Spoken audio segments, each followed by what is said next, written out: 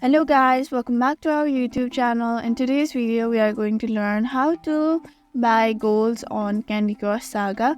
Launch the Candy Crush Saga app on your mobile phone. Look for the gold bar icon or a shopping cart icon, typically located in the upper right corner of the main game.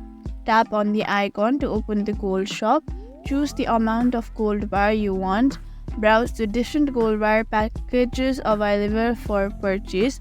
Select the package that you want to buy, tapping on it. Follow the screen instruction to complete the purchase. This usually involves confirming the purchase through your device app store. You might be asked to enter your password, use Face ID or Touch ID to confirm the transaction.